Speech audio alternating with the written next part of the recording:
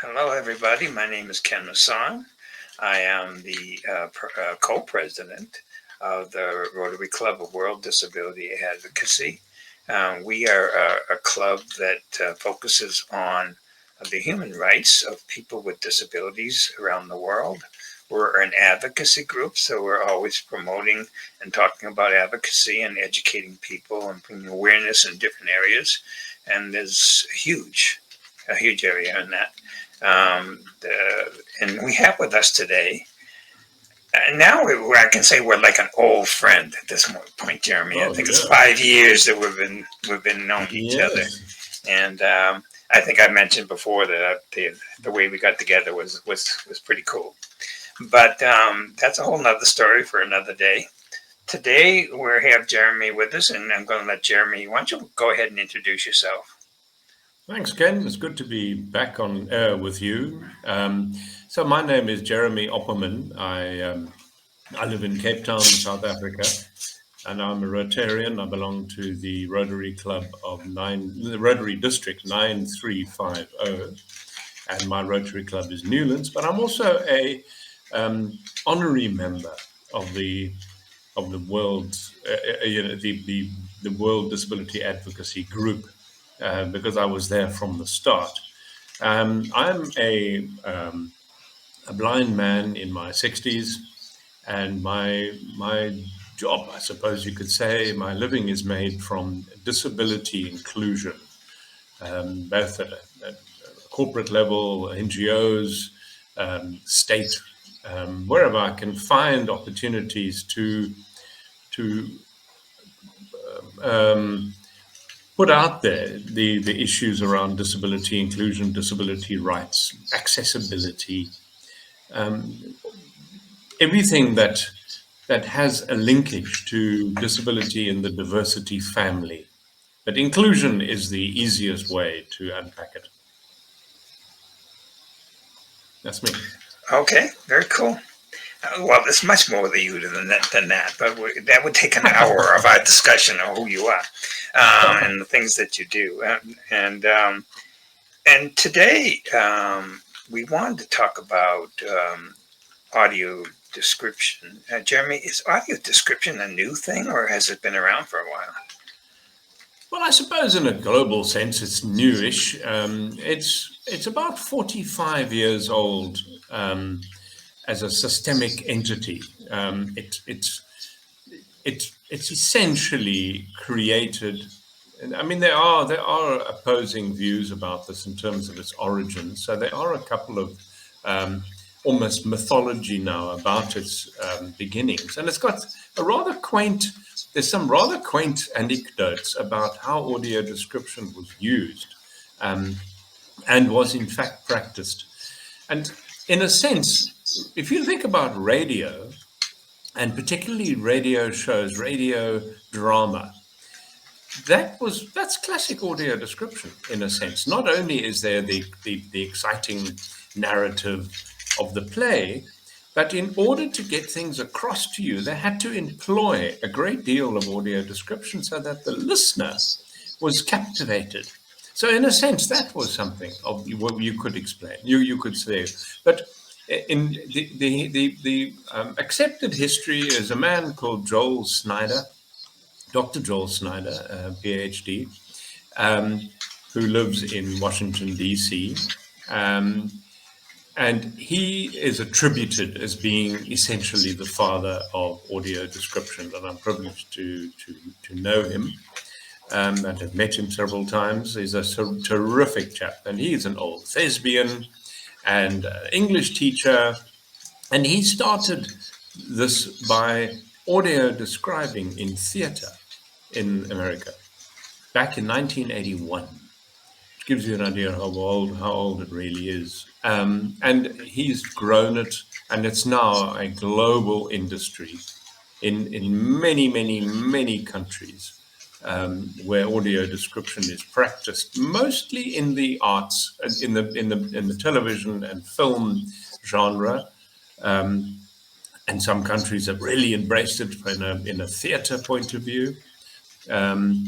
But we can get into how it's done. But that's essentially the history. It's about 45 years old.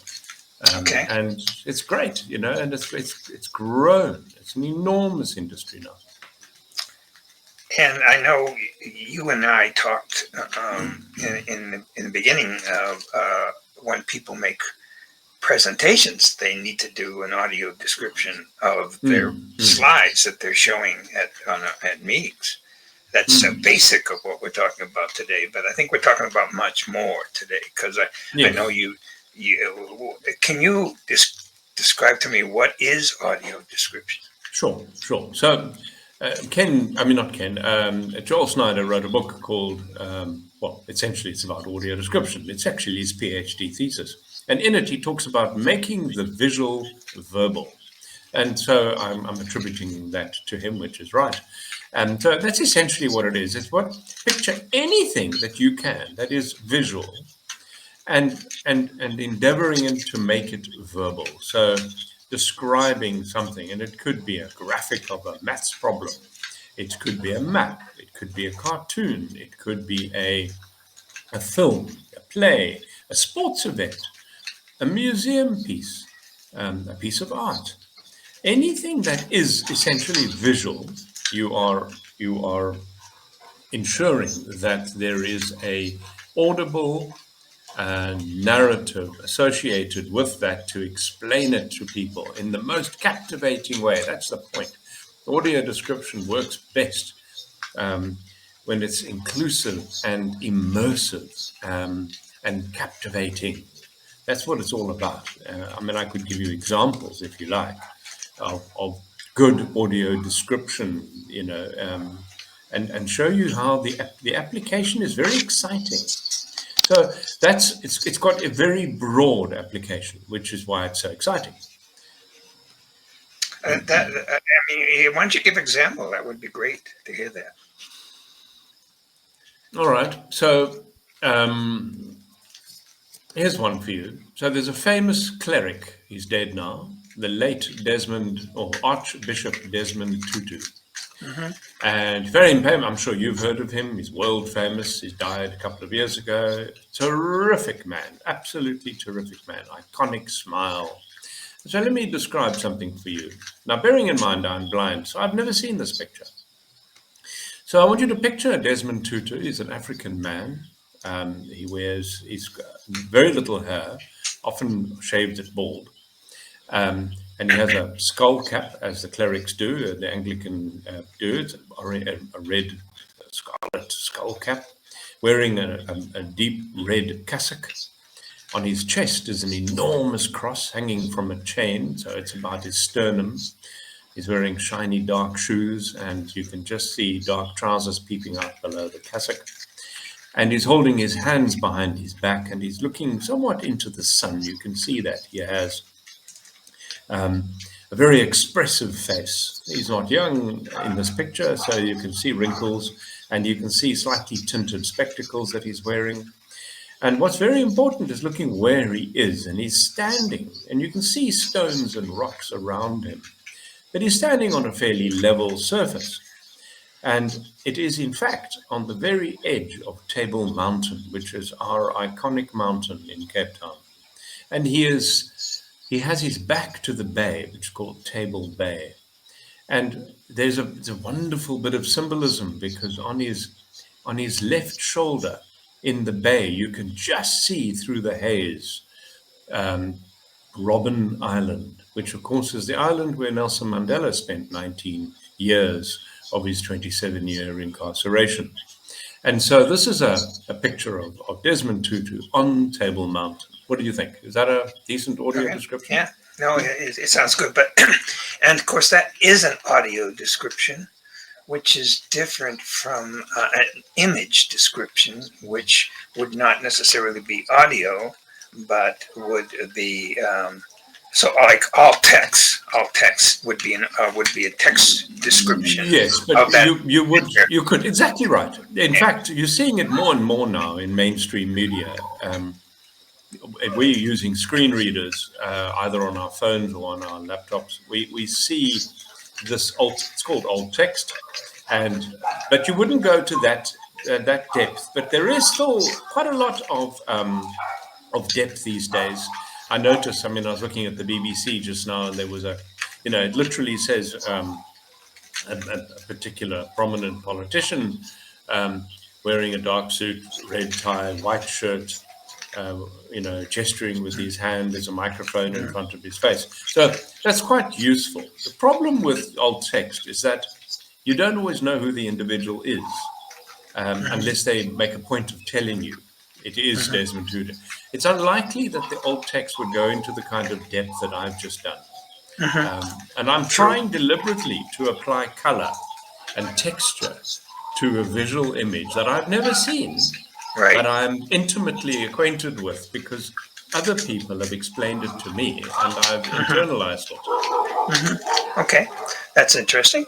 So the image, the audio description that you and I were talking about, we just did a summit, and you were to me like, well, if there are areas in that video that you're presenting, which are basically visual and not audio, you need somebody to do a voiceover on that to describe what the visuals are, correct?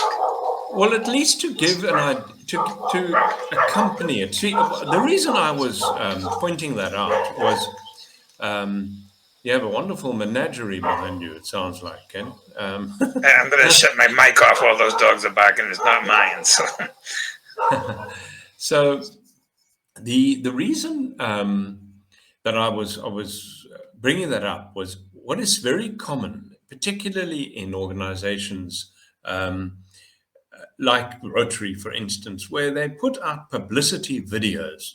And the publicity video can be 7-8 minutes long, and they're gorgeous pictures of whatever they're trying to portray. And it could be initiatives or places. And they're always very beautiful pictures. They're still pictures very often. Sometimes it's video. And it's very often accompanied by music, nice, attractive music often, sometimes not. But for a blind person, not to be too coy about this, but it's actually enraging.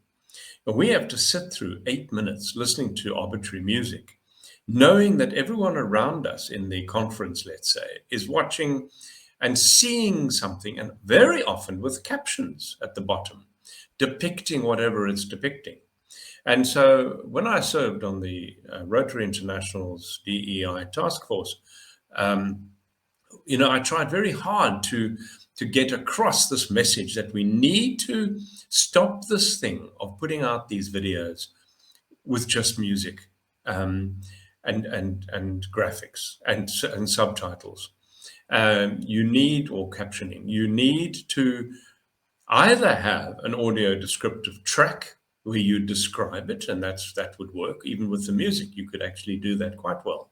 Or probably better would be to provide a decent narrative voiceover where the individual with a nice voice isn't so much explaining what you're seeing, but is explaining what you're trying to put across by doing the video at all.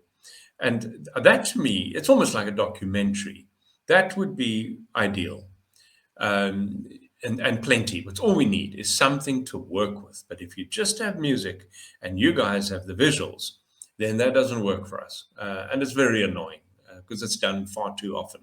So I think when anybody doing conferencing has to take this on board and think about those that might not see it. Because here was the interesting thing. One last thing about this was, I was in a Rotary conference not long ago, and there was one of these dreaded videos, 9 minutes long, not even particularly nice music. And what was interesting was that of the 100-odd people in the room, there were several people at the back who simply couldn't see the captions. And they got the pictures, but they couldn't read the captions because it was too far away, or the captions were too small, or whatever.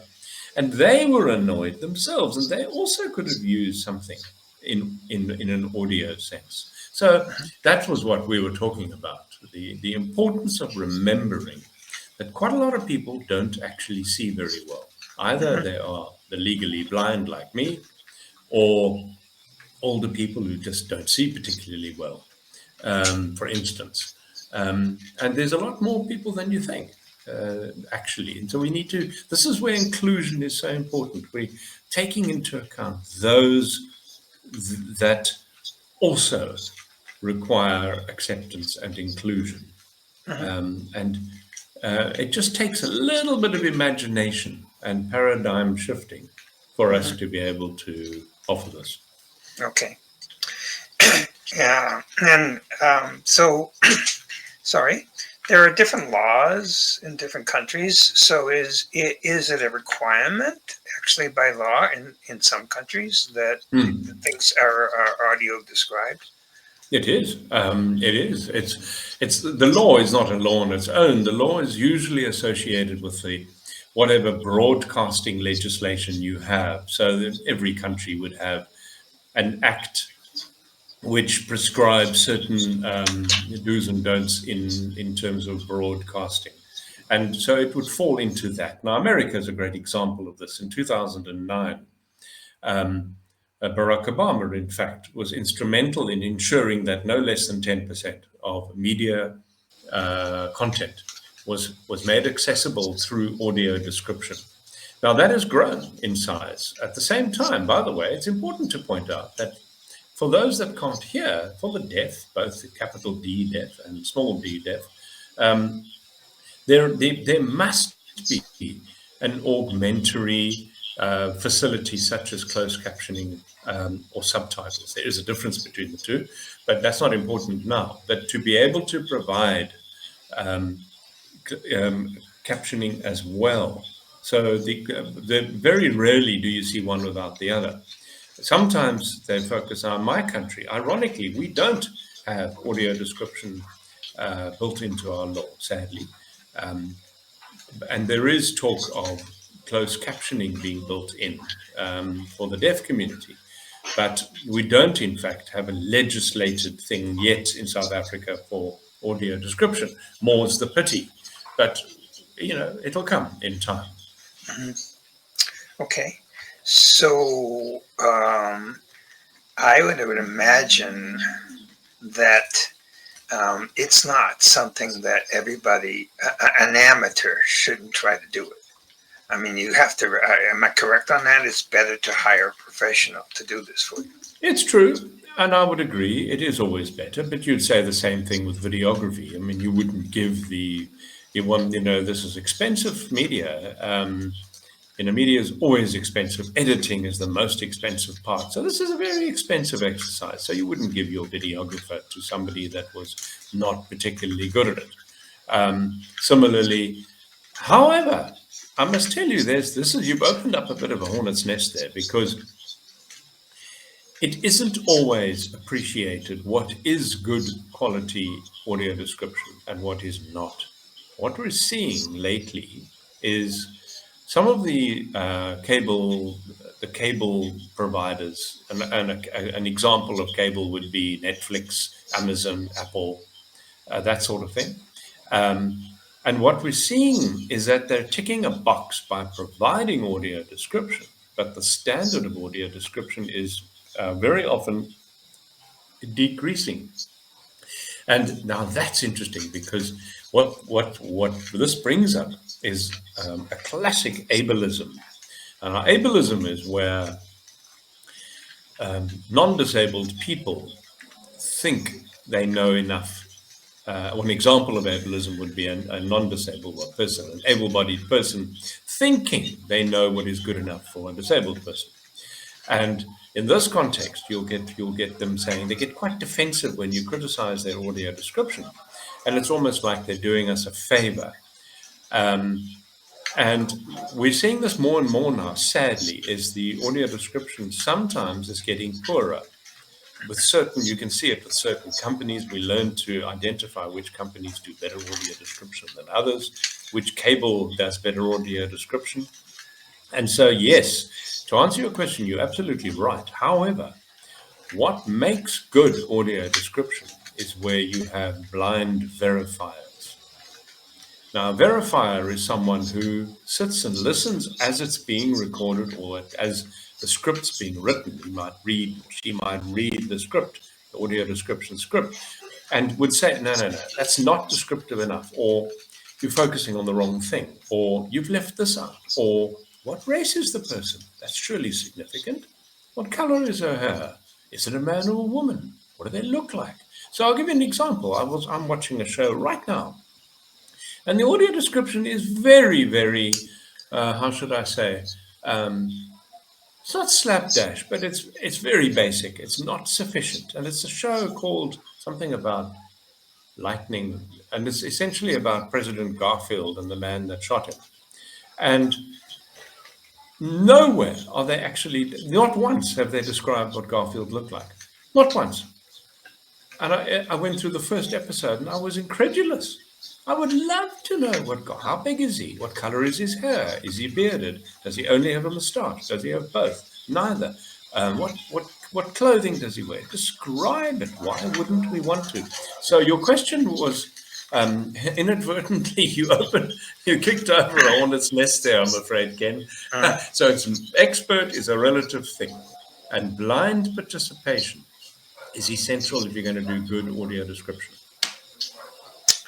Okay, that's good. And so the bottom line is, don't assume that you can do it. I mean, if you left it to me, I would be terrible at it.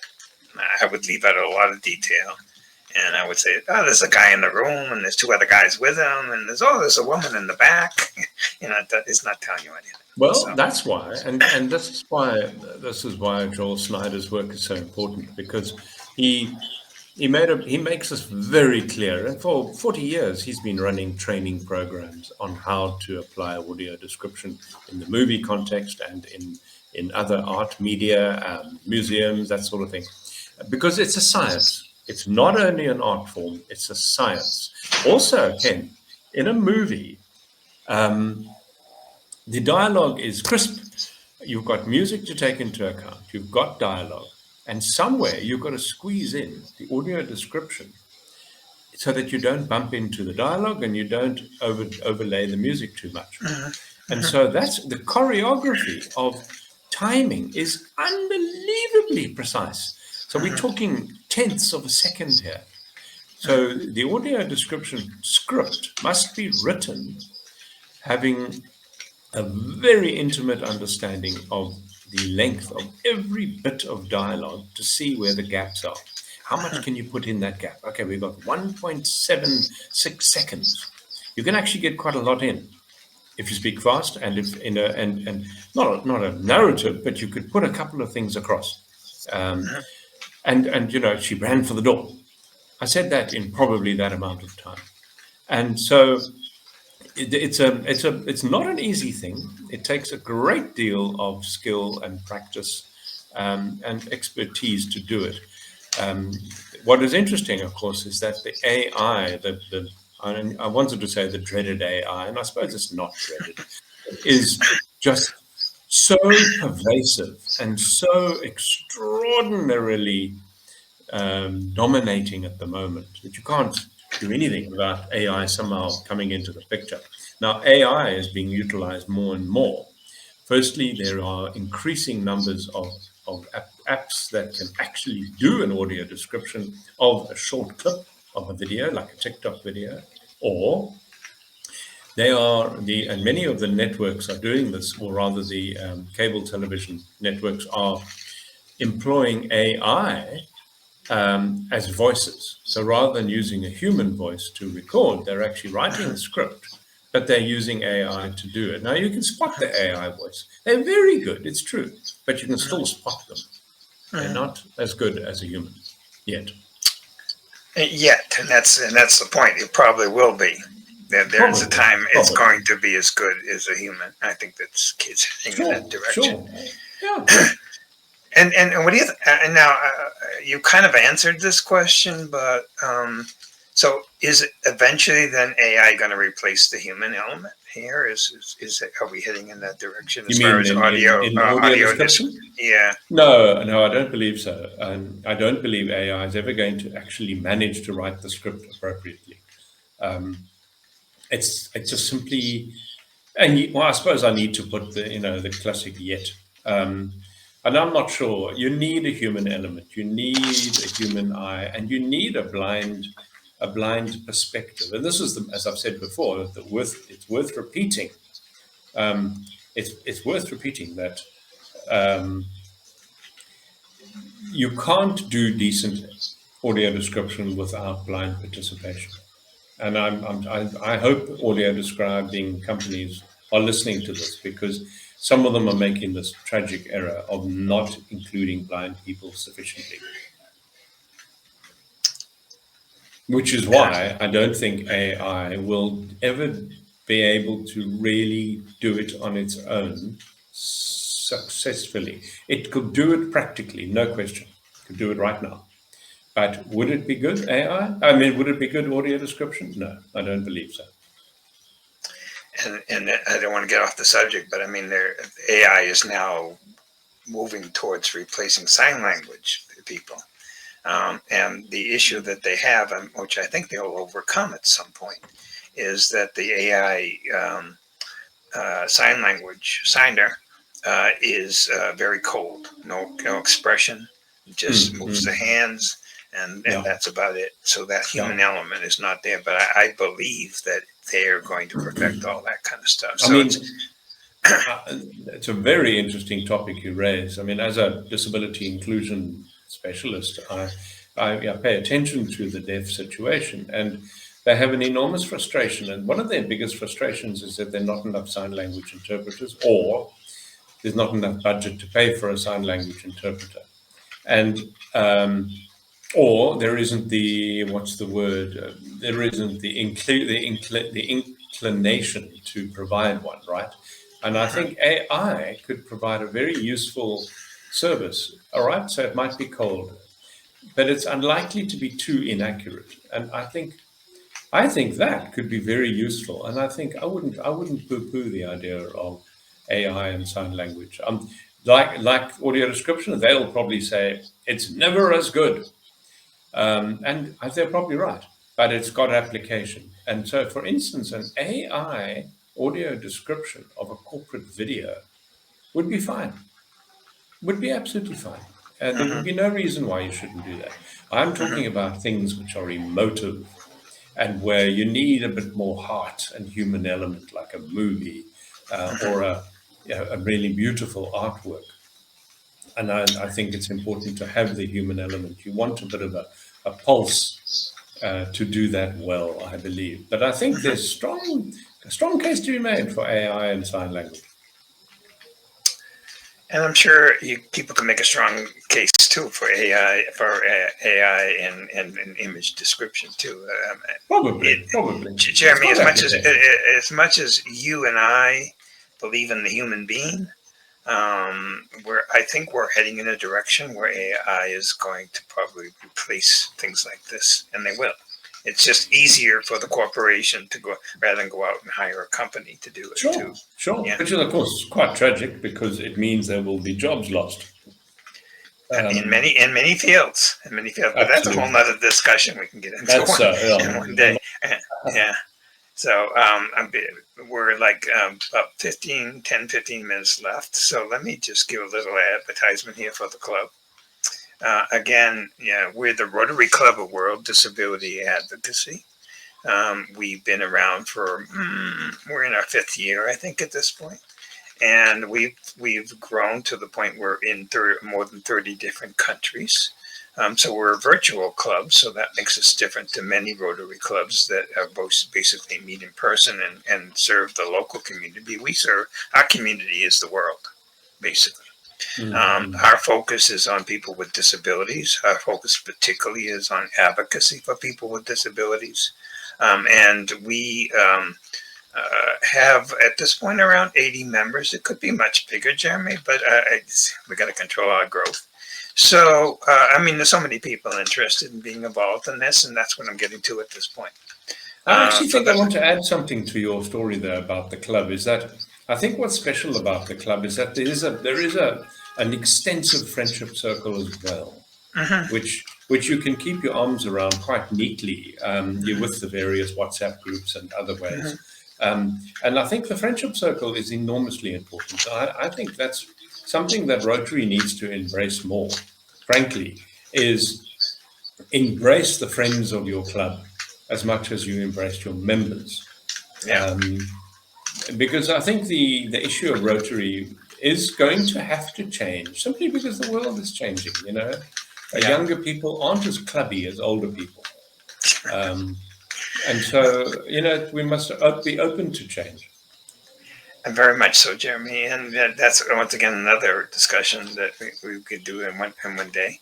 Mm. But I'm putting up on the bottom here the address for the Rotary Club, Gmail address, so that if anybody's interested in getting more information about us, or even hopefully want to join on to our cause, you please to write to us at RotaryWDA@gmail.com, and we will get back to you. And we welcome people from around the world to be a part of this. I think, Jeremy, we're kind of in every continent except for Antarctica at this point. So, and we'll work on those penguins down there in Yeah, Antarctica. yeah, yeah. You work on the penguins. Yeah. All right. So back to image description, um, audio description. I'm sorry, audio description. From a technical standpoint, how do I do it? Yeah, that's a good question. It depends on the media that you're utilizing. So if you're making a movie, now what you're seeing, what's interesting now is that directors who are savvy to audio description requirements. You see, for 40 years, it's become an add-on. You take an old movie and you apply audio description retrospectively, and you create you write a script, you choreograph it very carefully, and then you can tack it on it's not burnt into the movie. It's a track. Um, and then it's played in a particular environment like an app or there might be a repository of movies, audio described movies, might be legal, might be illegal, but they exist. In some countries they're played in cinemas, and in some countries they have an opportunity on television for especially cable, where you can, like in Amazon and Apple and Netflix, you literally go into the settings and you choose audio description, and in many of those cable shows, almost 95% of the content is in fact audio described. It's wonderful. So it's retrospective audio description insertion.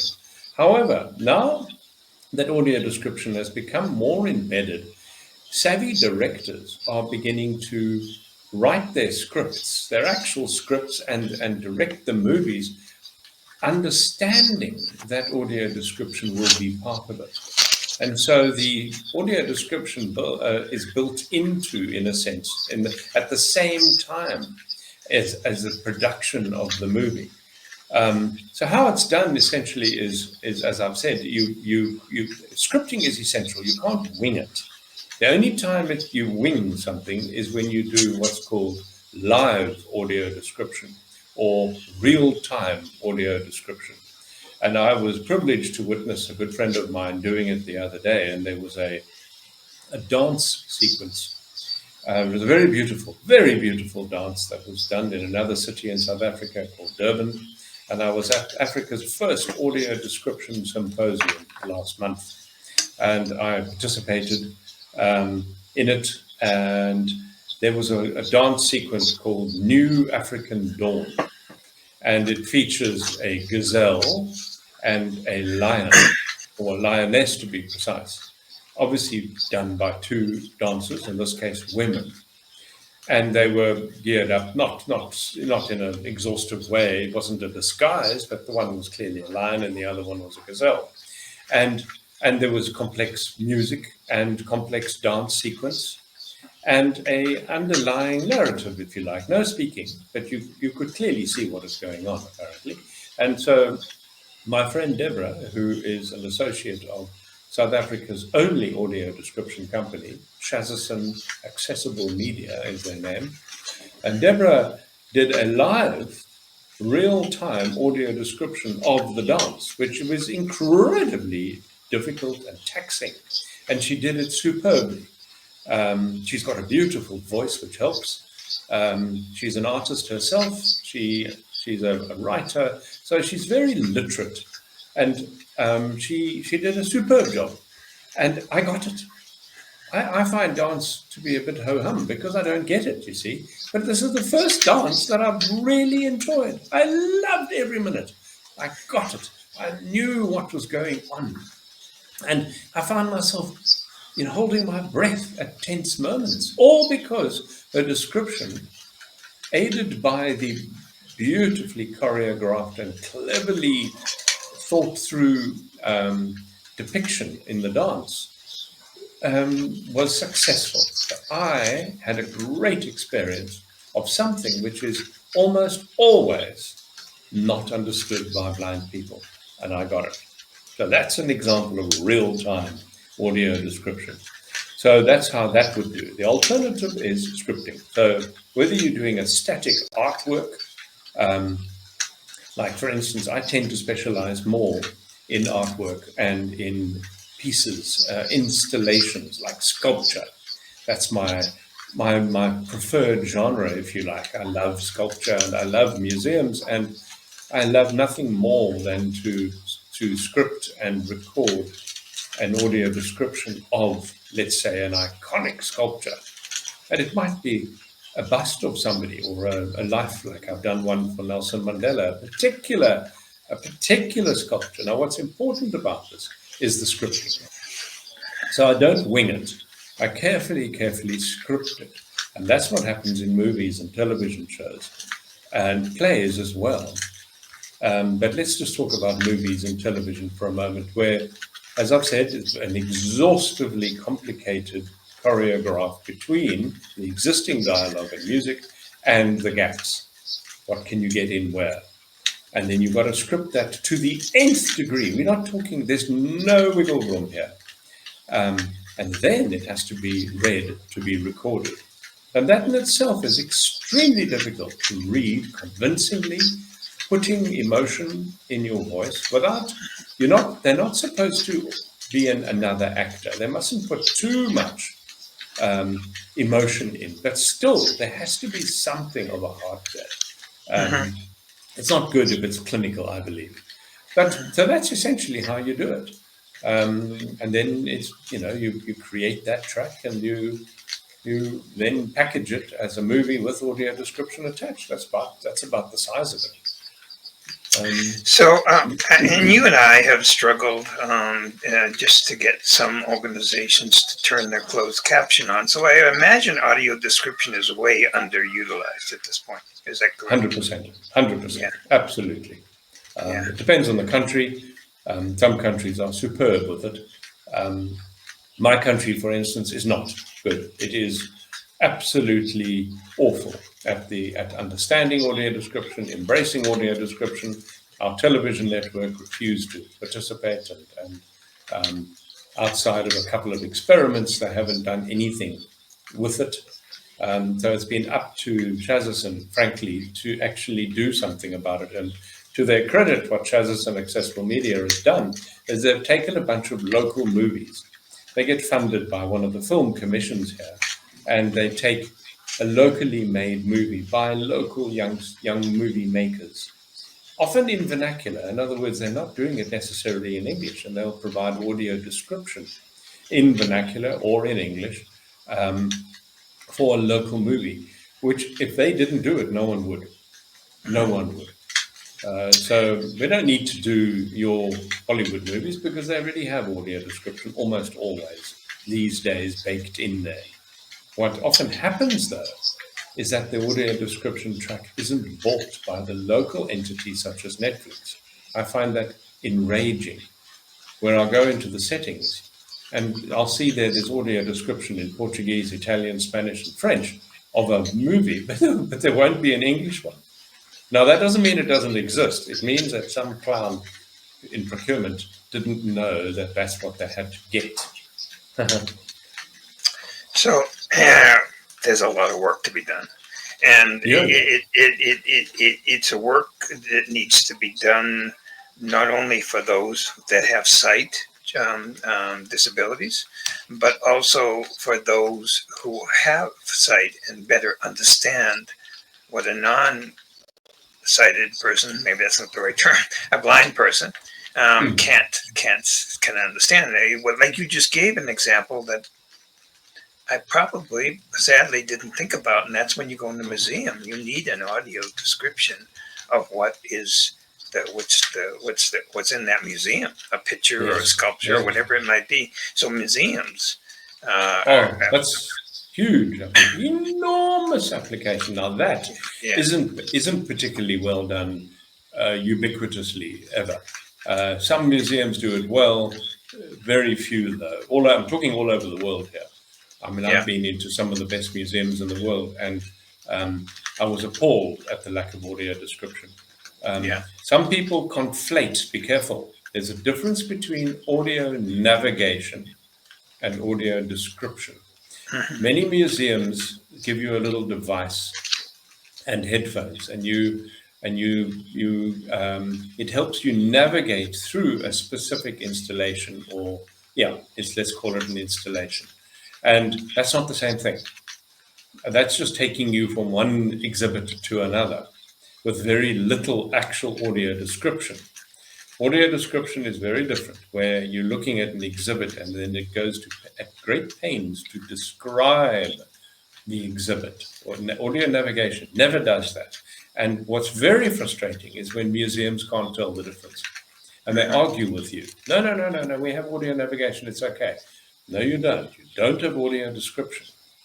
And it's very sad, actually, because if you have audio navigation, to create an audio description script in addition to that would actually not be difficult. It would be a terrific service, and it would change the face of museum world if people just got it. You've opened my mind to that, because see, I didn't think about it, and we're running out of time at this point. We only have a few minutes left, but I mean, a whole nother area, which is what the club just tackled, is inclusive education and audio description for a teacher to understand that they focus a lot on the fact that the child needs Braille or needs a reader or something like that. But Yes. what about if there's something visual that teacher is doing? Now, this is very important, Ken, because this is where there is a marriage between audio description and other forms of assistive media.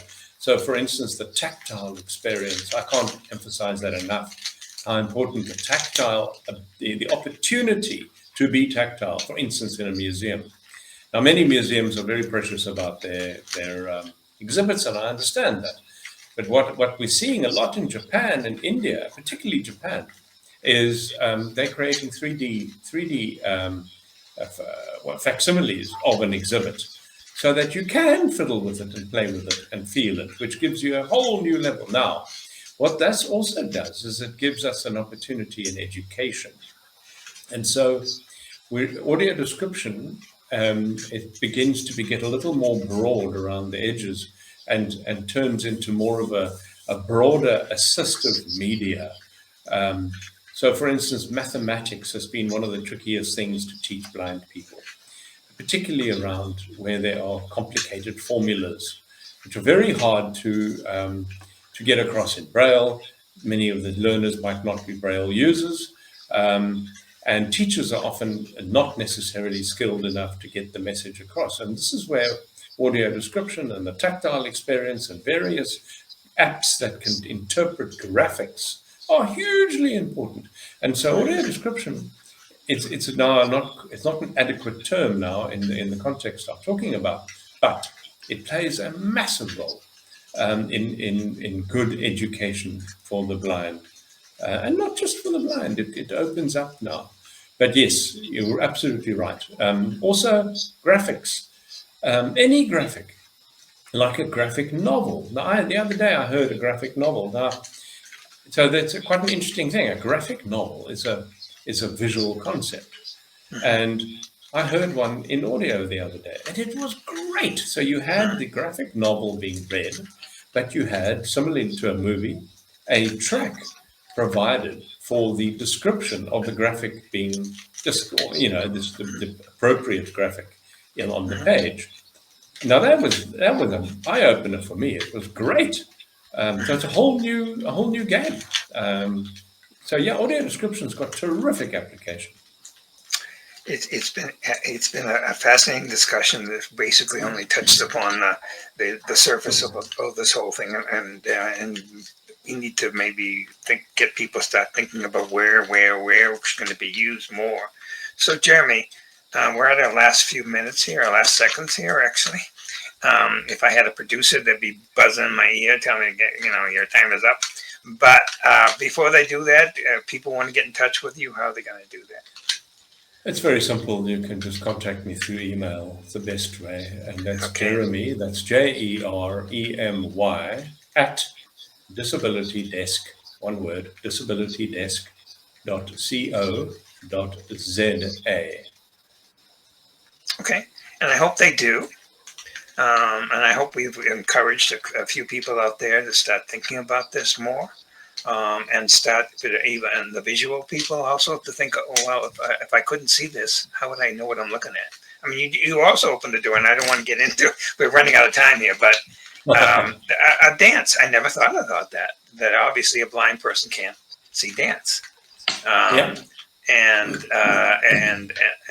that's, I mean, there's got to be a million other applications there that we're not even talking about here. So endless. Yeah. And you're right. The best person to better understand it, and maybe is somebody who's blind, who can help a person who's sighted to better understand, the need for, I can't imagine in my day, the rest of the afternoon, I'm going to be looking around saying, if I were blind, I couldn't see this. Which sounds like a silly comment, but it's not. If I had an audio description, I could see it. One last thing, Ken, I know very quickly, is I have a website as well, and in my website I've started a blog. It's not, I don't keep it up very often, but I do contribute to it. It's called The Things We Miss, and my website, of course, is www.disabilitydesk.co.za, and that's the operative thing: the things we miss. Yeah, which doesn't have to be. Excellent. Thank you, Jeremy. Of course, we're going to get you back at some point to continue conversations on this and other things. So we much appreciate it. So thank you, everybody. And we will have this video up on YouTube at some point, but it's going to stay there on Facebook and LinkedIn and YouTube for quite a while, so people can view it. So thank you, sir. Thank you, Ken. Been wonderful to be with you again. Thank you. Exactly. Take care, everybody.